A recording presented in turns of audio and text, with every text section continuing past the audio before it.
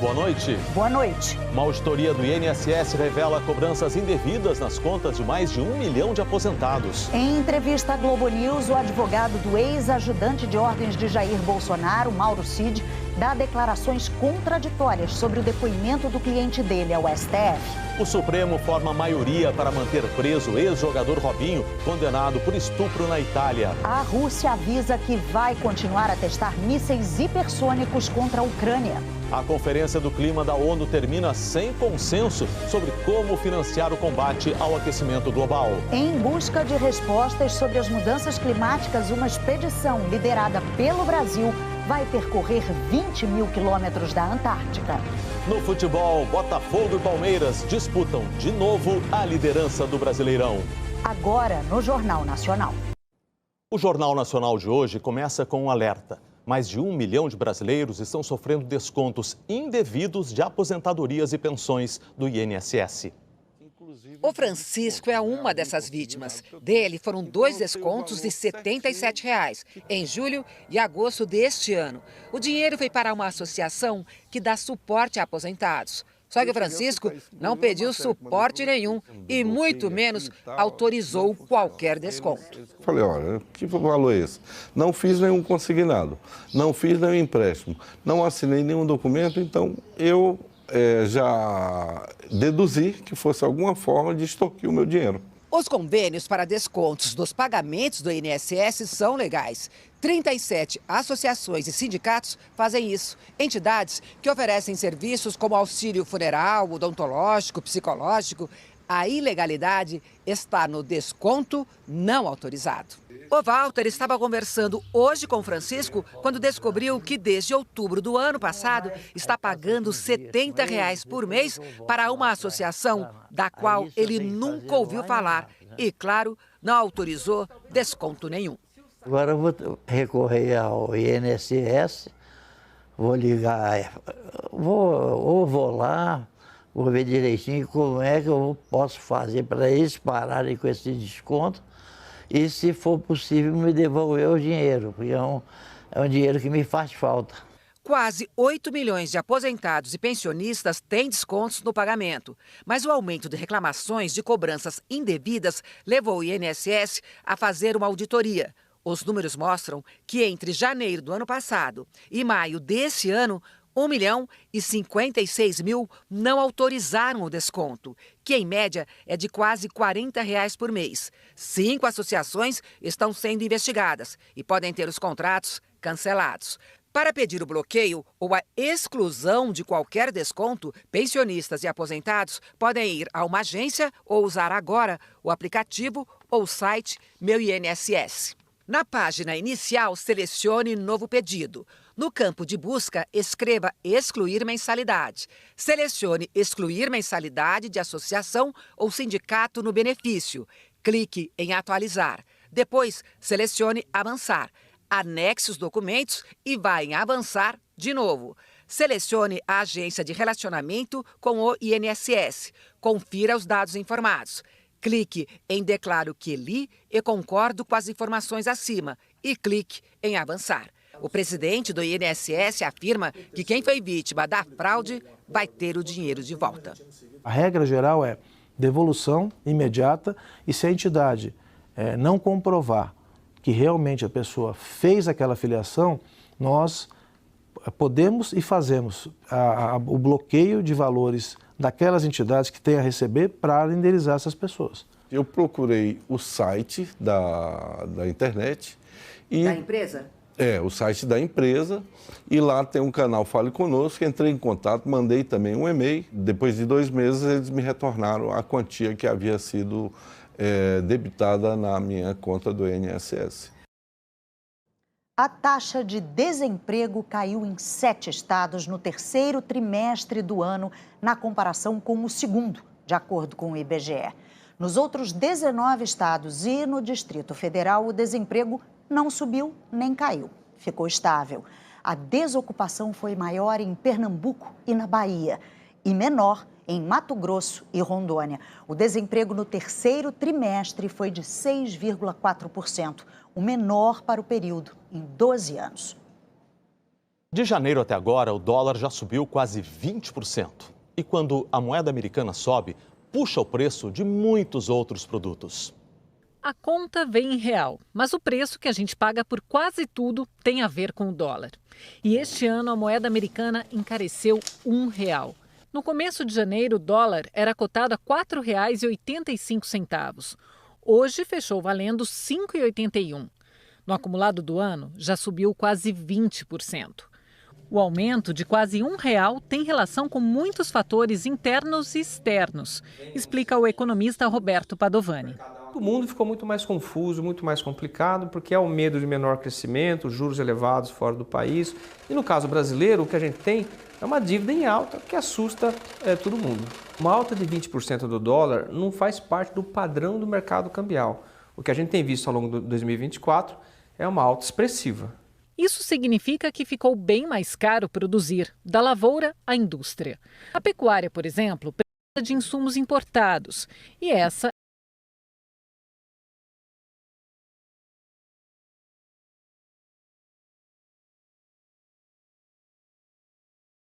é definido no mercado internacional, em dólar.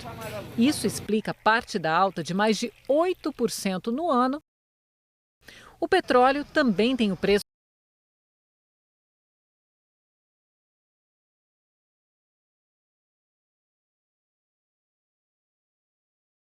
a inflação mudar. A inflação estava relativamente bem comportada no início de 2024, com uma composição que chamava a atenção. A inflação de serviços permanecendo em níveis elevados, porque ela é mais ligada ao mercado de trabalho. Recentemente, grupos que estavam relativamente baixos começaram também a pressionar a inflação geral, alimentos e bens. O dólar alto este ano não foi um ponto fora da curva. A história da moeda americana foi de constante alta, de janeiro até agora. E isso fez com que a cotação vai sustentando um novo patamar na casa de 5,80, 5,90 por muito tempo. As pessoas vão se convencendo de que a moeda mudou de patamar, portanto os custos são outros e por esses custos sejam repassados. Dólar mais forte impacta o custo de vida das famílias, impacta os custos das empresas. Então temos observado esses sinais em vários segmentos, em praticamente. O ex-vice-presidente da Caixa Econômica, Antônio Carlos Ferreira de Souza, foi demitido hoje por assédio sexual e moral. Antônio Carlos ocupou o cargo em 2019 e 2022 na gestão de Pedro Guimarães, também acusado de assédio sexual por funcionárias da Caixa. Guimarães virou réu no ano passado. No caso de Antônio Carlos, que era servidor, a Controladoria Geral da União decidiu também fica proibido de assumir qualquer cargo no governo federal por 8 anos. Com a defesa dele. O Supremo Tribunal Federal formou maioria para manter preso o ex-jogador Robinho. Ele cumpre pena no Brasil depois de ter sido condenado por estupro na Itália. Ilegalidade na transferência. Preso em Tremembé, no interior de São Paulo, desde março deste ano, depois que o Supremo cumprir a sentença aqui. Até o momento, 7 dos 11 e votaram por manter Robinho preso. A votação vai até terça-feira. Luiz Fux, Luiz Roberto Barroso, Cristiano Zanin, Edson Fachin e André Mendonça. Jogador. Os advogados de Robinho argumentam que ainda há recursos no Brasil contra a prisão dele e que a justiça brasileira não poderia homologar a decisão da justiça italiana. Gilmar Mendes disse que o voto favorável a Robinho não se refere ao mérito da decisão da justiça italiana, nem às acusações contra o ex-jogador, mas a questões processuais.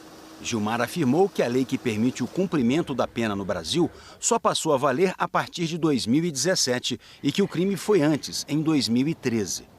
O relator, ministro Luiz Fux, afirmou que o caso transitou em julgado na Itália, ou seja, a defesa não poderia mais apresentar recursos lá e que não houve ilegalidade na determinação do STJ de cumprimento imediato da pena no Brasil.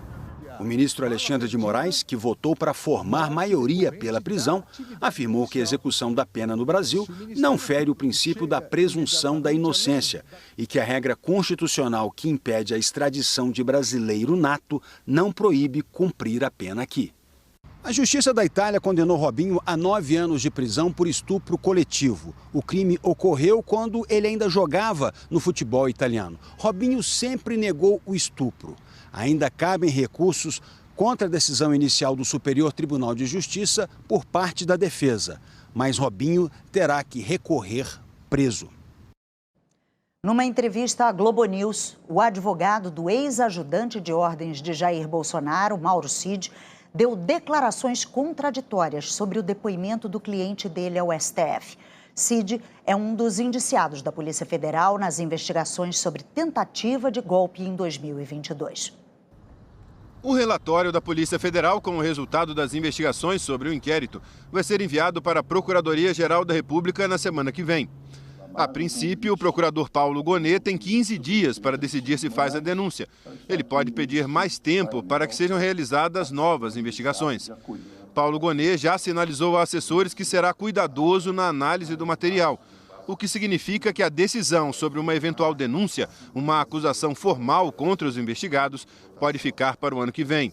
O inquérito da Polícia Federal indiciou o ex-presidente Jair Bolsonaro, o ex-ministro do Gabinete de Segurança Institucional, general da Reserva Augusto Heleno, o ex-ministro da Defesa e da Casa Civil, general Braga Neto, que também foi candidato a vice na chapa derrotada de Bolsonaro à reeleição, e outras 34 pessoas. Entre elas, o tenente-coronel Mauro Cid, então ajudante de ordens de Bolsonaro. Todas indiciadas por crimes como organização criminosa, tentativa de golpe de Estado e abolição violenta do Estado Democrático de Direito. O advogado de Mauro Cid, César Bittencourt, falou hoje ao Estúdio I da Globo News. Bittencourt deu declarações contraditórias sobre o depoimento do cliente ao ministro Alexandre de Moraes ontem no Supremo Tribunal Federal. Primeiro, o advogado disse que Mauro Cid confirmou que o ex-presidente Jair Bolsonaro sabia do plano para executar o próprio ministro, o presidente Lula e o vice Geraldo Alckmin. Na entrevista à jornalista Andréa Sadi, o advogado César Bittencourt afirmou que Mauro Cid também confirmou que Bolsonaro era o líder dos planos golpistas. Chamado ontem a falar para o ministro Moraes, ele confirmou que Bolsonaro sabia desse plano de golpe de Estado? Boa tarde, André. Boa tarde, telespectadores. Confirmou, sim. Na verdade, o Cid tem uma linha de pensamento, a versão verdadeira dos fatos. Não tem interesse nenhum que não seja responder aquilo que a Justiça está pedindo. Ele participou como assessor, verificou e indicou, inclusive, o seu chefe, que teria a liderança desses fatos. E o que o Mauro Cid diz sobre o plano de execução contra Lula, Alckmin e Moraes? Ele confirma que Bolsonaro sabia também? Confirma que sabia, sim. Na verdade, o presidente, então, sabia tudo. Aliás, eu tenho a impressão que comandava essa organização. Tanto que ele acabou sendo denunciado, que a gente viu com a denúncia do Ministério Público, por esses fatos. A entrevista foi interrompida por cerca de 11 minutos por conta de um problema técnico no celular do advogado. Na volta, César Bittencourt afirmou que precisava fazer uma retificação. Agora, uma coisa importante é retificar. Parece que sai uma coisa errada aí. Eu não disse que o Bolsonaro sabia de tudo. Até porque o tudo é muita coisa, né? Alguma coisa ele tinha, evidentemente, conhecimento, né? Mas o que é o plano? Então, o plano tem um desenvolvimento muito grande. O plano de golpe de Estado, eu nem sei se estava em curso, porque eu sei que havia uma turbulência, digamos assim, administrativa no governo, nas possibilidades do governo, esse negócio. Claro que ele tem conhecimento, tinha conhecimento. Agora, não é um plano de golpe. Que tipo de golpe? Isso eu não sei. Não sei que tipo de golpe poderia ser. Agora, tinha o interesse No acontecimento que estava acontecendo naqueles dias, o presidente sabia. Após o intervalo, César Bittencourt também voltou atrás na afirmação sobre o plano de assassinato. Desmentiu o que tinha acabado de afirmar. Disse que esse assunto não foi tratado no depoimento de ontem. Eu não falei em plano de morte, em plano de execução como sendo plano de morte, não. É execução do plano pensado. Eu não lembro disso. Eu acho que sobre esse tipo de coisa não foi respondido, não foi perguntado. E eu não lembro de falar em assassinato de ministros, de coisa do gênero. Não. Acho que esse negócio não rolou ontem, não. Tá bom? Mauro Cid fechou acordo de colaboração premiada e já prestou diversos depoimentos à Polícia Federal. O depoimento de ontem ocorreu porque investigadores apontaram contradições e omissões relacionadas a mensagens trocadas com militares da reserva sobre os supostos planos golpistas em 2022. Depois desse depoimento, a delação de Mauro Cid foi mantida. De acordo com investigadores, Mauro Cid deu novas informações e confirmou depoimentos anteriores. Fontes ligadas à investigação consultadas pela TV Globo não confirmam que Mauro Cid tenha falado que Bolsonaro sabia do plano para matar o presidente Lula, o vice-Geraldo Alckmin e o ministro Alexandre de Moraes. Mas investigadores da PF afirmam que o inquérito reúne elementos que apontam que Bolsonaro sabia sim dos planos golpistas. E Mauro Cid pode ser chamado a depor novamente.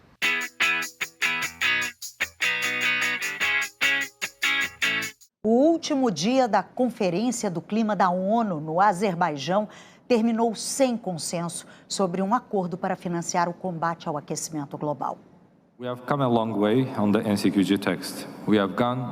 Nessa reta final, cada palavra importa.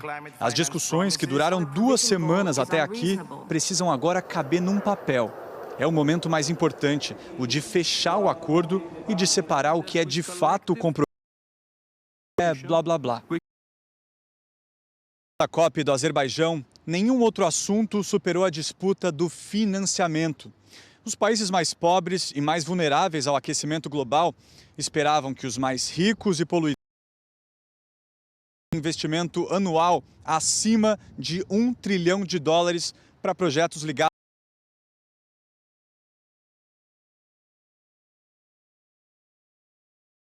A proposta foi aumentar o valor prometido dos atuais $100 bilhões por ano para 250 bilhões até 2035. Esse número parece grande, mas é menos de 1/5. 1,3 trilhão de dólares. O Brasil e outras têm 1 trilhão e 300 bilhões. As negociações da COP, criticou o valor proposto hoje. É insuficiente, os países em desenvolvimento estão pedindo meios para implementar medidas que são desenvolvidos. O dinheiro em questão vai ajudar países como o Brasil, que são consequência das mudanças climáticas. Além disso, vai financiar a transição das nações em desenvolvimento para uma matriz energética mais limpa. O país sede da COP29 as metas climáticas e que vai insistir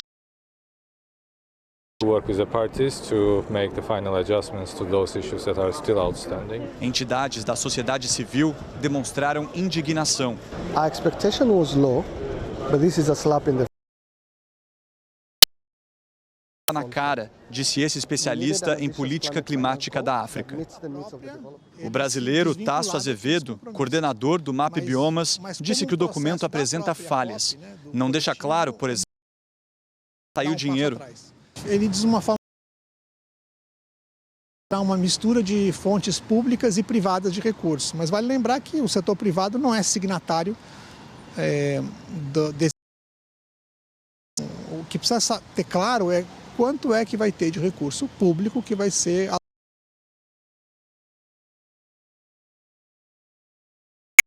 Querem que a maior parte da ajuda climática seja financiada com recursos públicos. Seria uma fonte mais segura, no lugar, por exemplo, de empréstimos em bancos internacionais que poderiam causar endividamento. A COP oficialmente terminaria hoje, mas as negociações se... A expectativa é de que os... E o acordo pode ser fechado nas próximas horas ou dias. No norte do Brasil, uma cidade está se preparando para receber o evento global do clima no ano que vem. Belém é uma das cidades mais importantes da Amazônia. Gastronomia, cultura e vocação para o ecoturismo. A Amazônia em si não é o tema da COP. O tema da COP são as mudanças climáticas, mas a Amazônia está diretamente em soluções de mudança climática. Paisagem na área. Melhorar a mobilidade e a infraestrutura urbana, com a abertura de novas avenidas, reforma das que já existem e construção de novos viadutos. A estrutura do parque, a área de 500 mil metros quadrados, vai concentrar grande parte das discussões sobre o clima no ano que vem. Um dos desafios para receber a COP30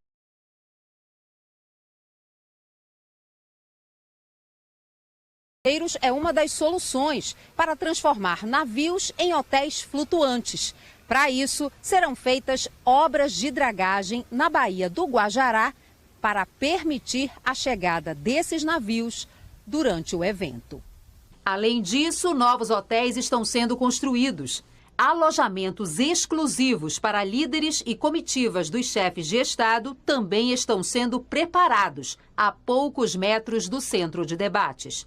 Nós queremos deixar a mensagem clara de que chegou o momento de trazer as pessoas para vir discutir meio ambiente na Amazônia, no maior símbolo de patrimônio ambiental que o mundo enxerga e que está no nosso país. Com investimentos que ultrapassam 4 bilhões de reais, Belém também resgata patrimônios históricos.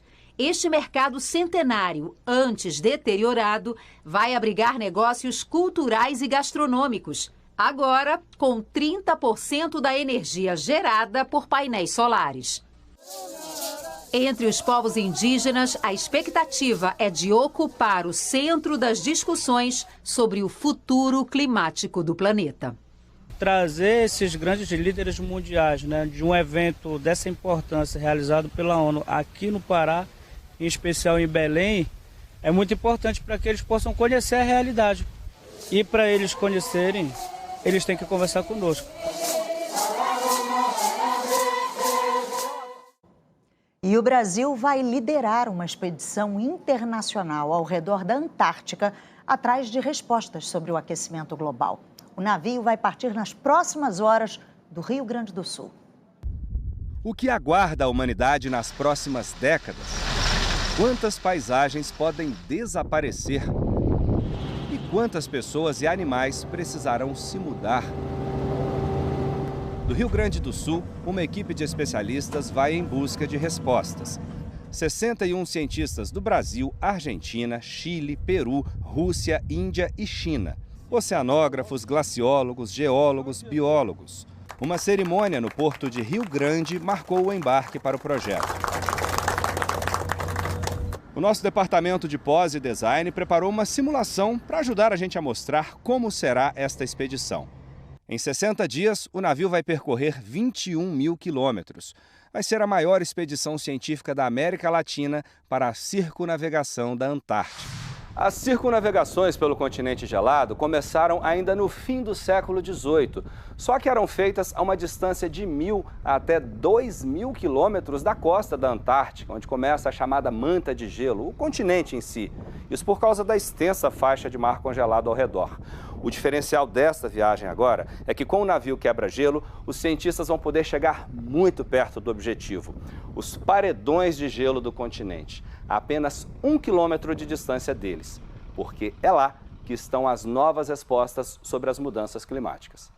O navio é russo e a fundação que financia 97% do projeto é franco-suíça, com apoio do CNPq e da Fundação de Amparo à Pesquisa do Rio Grande do Sul. O Christian, coordenador logístico, fala que é uma grande oportunidade de estudo. O cientista brasileiro Jefferson Cardia Simões lidera a expedição. Ele frequenta a Antártica há 34 anos e conta que o primeiro grande objetivo é estudar a estabilidade do gelo. A região mais quente da Antártica já mostra rápido derretimento de geleiras, a migração para o sul de várias espécies de animais, várias espécies de pinguins, de peixe. Parte dessas ilhas ao redor da Antártica estão ficando cada vez mais verdes. Se começar a derreter mais a Antártica, o que nós esperamos já em 10, 15 anos, nós vamos ter um aumento aí que pode chegar até 10 centímetros por década, até 2100. Esse é o cenário que eu diria factível, não é ficção científica. A segunda missão é avaliar as condições do oceano na região e as consequências disso para o clima do planeta.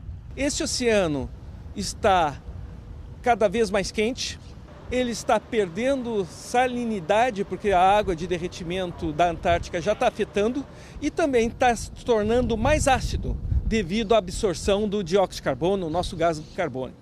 Meses de trabalho, ideias reunidas. É hora de viajar. Certamente eu estou orgulhoso porque evidentemente exigiu muito planejamento e também usar o que nós chamamos a diplomacia da ciência. Principalmente nesse período de grande instabilidade geopolítica no mundo, a atmosfera e o oceano não têm fronteiras. Vamos ver agora a previsão do tempo para todo o Brasil. Boa noite, Eliana. Boa noite, Kovalik, Ana Luísa, e boa noite para você. Nesse sábado, as temperaturas ficam amenas à tarde nas capitais do Sul e do Sudeste. Curitiba deve ser a que esquenta menos, máxima de 20 graus. Em Florianópolis, 22, em Belo Horizonte, 23. Em São Paulo e no Rio de Janeiro, 24, em Vitória, 25. Os termômetros sobem mais em Porto Alegre, 27 graus. Em Palmas, 29. Em Cuiabá e Campo Grande, 31 e 32. Em Maceió, 33. Em Boa Vista, 34. Em Teresina, 37. O sol brilha forte do noroeste do Pará a Sergipe e também no centro-oeste do Rio Grande do Sul. Nas outras áreas, há previsão de chuva. Mais isolada no verde claro, em forma de pancadas no verde escuro. Um dia com muitas nuvens na cor azul e risco de temporal, principalmente nesses estados. Com muita chuva, possibilidade de alagamentos, raios e granizo num ponto ou outro. Especialmente em Goiás, na metade norte de Minas Gerais e do Espírito Santo e na maior parte da Bahia. É que uma nova frente fria vai se formar na altura do litoral baiano e ela vai favorecer o escoamento do ar quente e úmido da Amazônia. Combinação que resulta na formação de mais nuvens e carregadas, inclusive em Brasília e em Goiânia. Na capital federal são esperados 30 milímetros de chuva. É bastante. E em novembro já choveu mais do que a média. O mês está mais chuvoso ainda em Goiânia, que pode registrar 40 milímetros nesse sábado. Mas, segundo os meteorologistas, a pior condição é a de Salvador, que terá dias seguidos de tempo instável. Amanhã, 20 milímetros de chuva, especialmente a partir da noite. No domingo, incluindo a madrugada, chove o dobro. Volume que se repete na segunda-feira. E na terça, mais 30 milímetros. Somando tudo, em apenas 4 dias, há chance de chover mais do que a média do mês. E essa situação tende a ser parecida em outras regiões do estado, como em Vitória da Conquista e em Ilhéus. É preciso ter atenção e cuidado. As condições para deslizamentos são consideradas altas nessa parte laranja do mapa. Um bom fim de semana. Kovalik e Ana Luísa.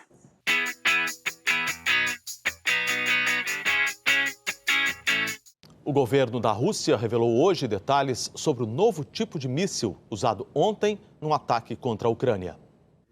Um sorridente Vladimir Putin se reuniu hoje com os líderes do Ministério da Defesa e da Indústria Bélica da Rússia. Putin disse que ninguém no mundo tem armas como as russas e que o míssil disparado ontem, chamado de Oreshnik, não pode ser abatido pelos sistemas de defesa atuais. E avisou que vai continuar com os testes. A nova arma é um míssil balístico hipersônico de médio alcance.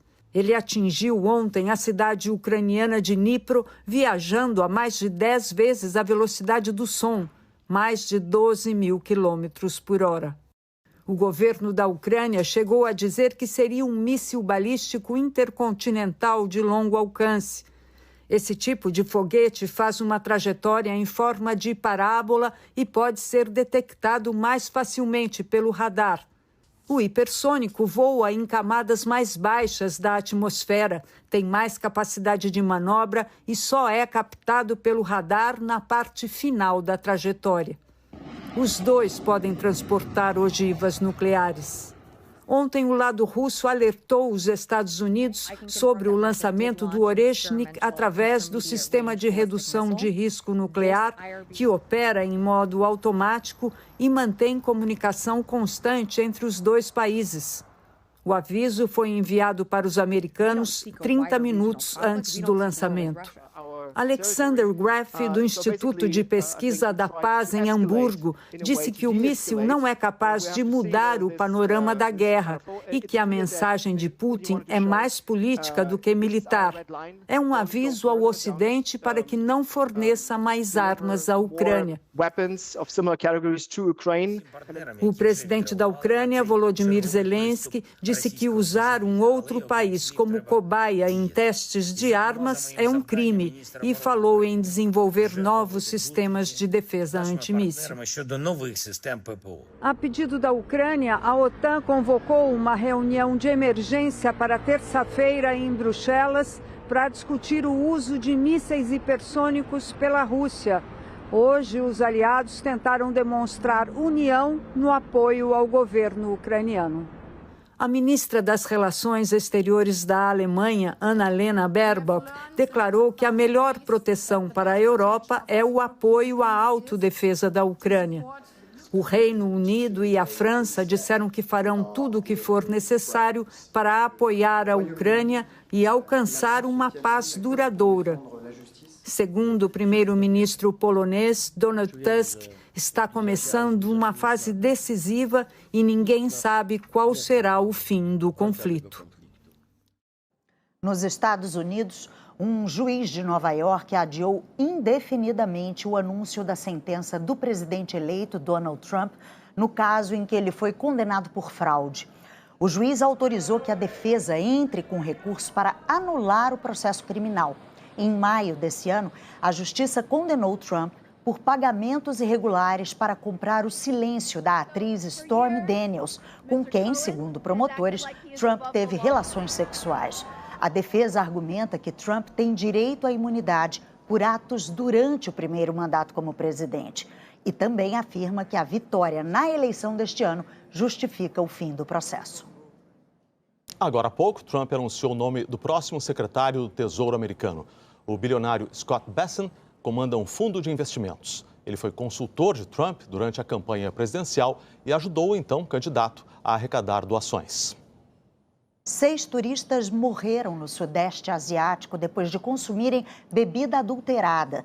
Os estrangeiros estavam visitando Laos. A suspeita é de que tenham bebido drinks contaminados com metanol.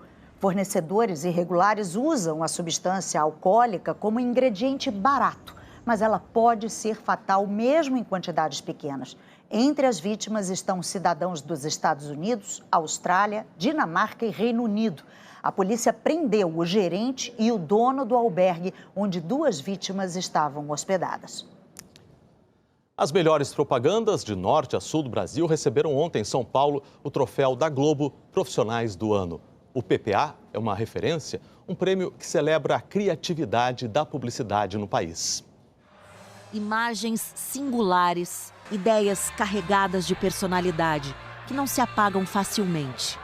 Publicitários amam ser reconhecidos por suas marcas. E era noite para isso. Sejam todos bem-vindos à 46ª edição do PPA. Roteiristas, ilustradores, assistentes, diretores. Gente que trabalha pela surpresa. Seja bem-vinda. Não é só roupa, a voz, o cabelo. Pela emoção. Pelo riso. O buraco tá do outro lado. Pelo despertar. Essas cenas lindas de natureza para essas.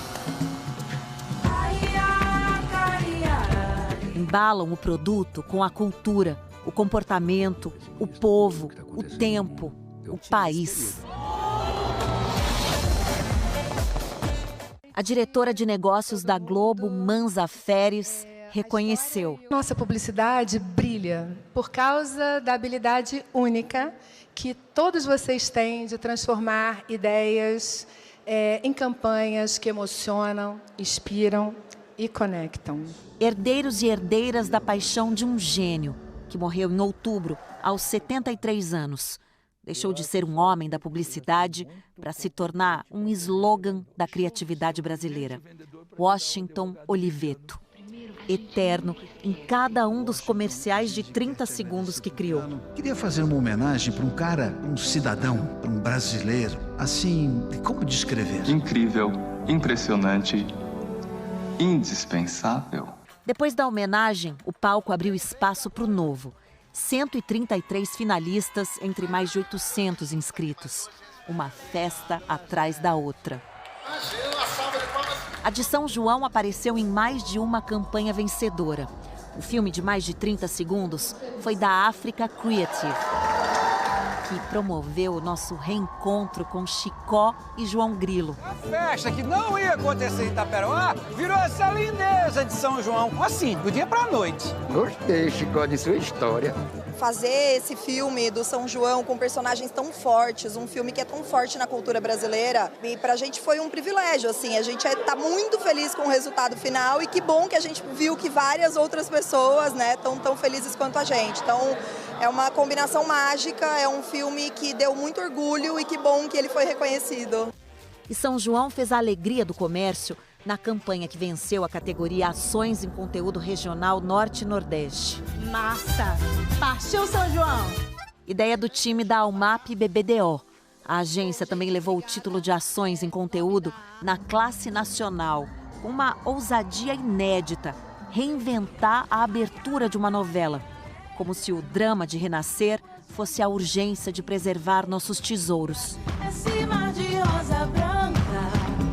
Essa coisa da gente ter conseguido mudar a abertura da novela das 9 da Globo por uma causa super urgente, para uma coisa que leva para a conscientização ambiental, mas também para alguma coisa efetiva do que pode ser feito, eu acho que é algo que deixa um legado. Então, é uma premiação que tem também esse fundo, que acho que é super importante para o país inteiro. A abertura virou um alerta. Já passou da hora de fazer o planeta renascer. PPA coroou os filmes comerciais que todo mundo vê e colocou luz também nos bastidores das campanhas. Esse ano, além das categorias tradicionais, premiou as agências com o maior número de mulheres e pessoas negras nas fichas técnicas das peças publicitárias inscritas. É para premiar a diversidade do mercado e do país. Nós somos um país plural, diverso, com muitos sotaques. Precisa falar com este Brasil, com vários Brasis. É muito importante que todos nós que trabalhamos nesse mercado tenhamos muita atenção e muito foco para isso, em ter equipes diversas e plurais. Só assim a gente consegue criar uma boa comunicação, uma comunicação que faça sentido para os brasileiros. O prêmio Força Criativa Feminina foi da FCB Brasil, com um filme sobre a importância de respeitar a natureza da mulher e seus ciclos. Agora é hora de nos mostrarem, nos aceitem e aceitem nossos ciclos. Menstruada ou não, ela pode.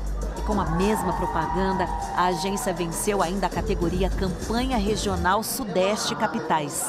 O PPA é o reconhecimento de que o Brasil viu a sua campanha. E isso não tem preço. E mais do que isso, vendo o ideal por trás daquilo. Cada vez mais mulheres na publicidade, na criação.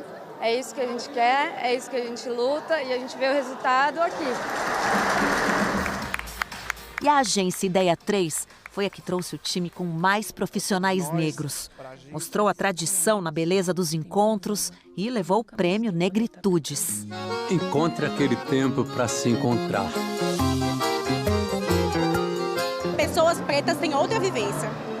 E são essas vivências que alimentam a nossa comunicação, sabe? Eu acho que a nossa comunicação ela precisa conversar com todo mundo. O consumidor precisa estar em casa e se sentir representado por aquele produto, por aquele serviço. Eu acho que ocupar esses espaços é muito importante, é muito significativo. A luz da fogueira, a luz de alumiar. Não é só publicidade, é real. Se aproxima São João, isso acontece aqui dentro do coração.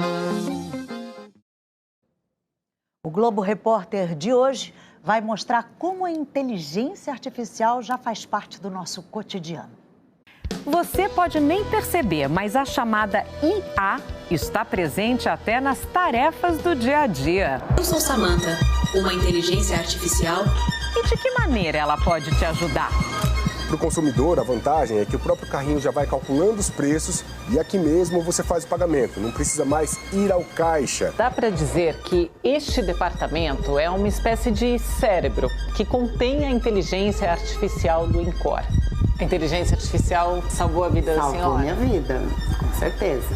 Os carros autônomos ainda não estão circulando nas ruas do Brasil, mas eles já existem, como esse aqui, ó. Essa estrutura com tronco, galhos e muitos raminhos também serve para ensinar como funciona a inteligência artificial. As pesquisas para evitar os golpes criados com IA. Importante a gente usar bem, com sabedoria. Grandes poderes vêm com grandes responsabilidades. Você vai ver no Globo Repórter. Veja a seguir, Botafogo e Palmeiras disputam a liderança do Brasileirão.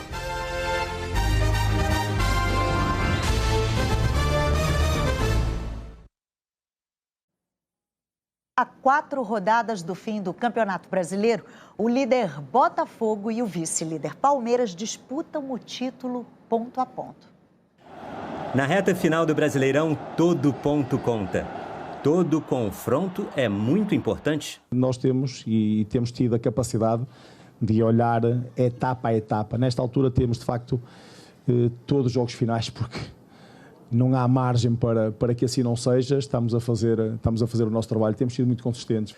O Botafogo lidera o Campeonato Brasileiro e a diferença para o segundo colocado, o Palmeiras, diminuiu. Nesta reta final, o que conta para nós é ganhar. Isso é o mais importante. Estamos a fazer uma campanha melhor que o ano passado, mas como vocês sabem, o Botafogo está a fazer uma campanha brilhante e nós temos que continuar a fazer o nosso. 2 pontos separam o primeiro do segundo colocado. O Botafogo tem 69 e o Palmeiras 67. A disputa pela liderança do Brasileirão esquentou. E na próxima rodada, os dois times terão pela frente adversários que estão em momentos diferentes no campeonato. O Botafogo vai jogar em casa no Newton Santos contra o Vitória, que venceu 4 dos últimos 5 jogos e está na 12ª posição.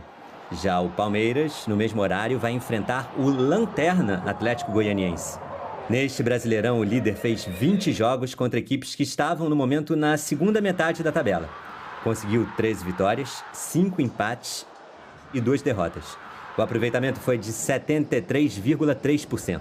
Palmeiras enfrentou menos times nessa situação. Foram 18 confrontos e 10 vitórias, 4 empates e 4 derrotas. Aproveitamento de 62,9%.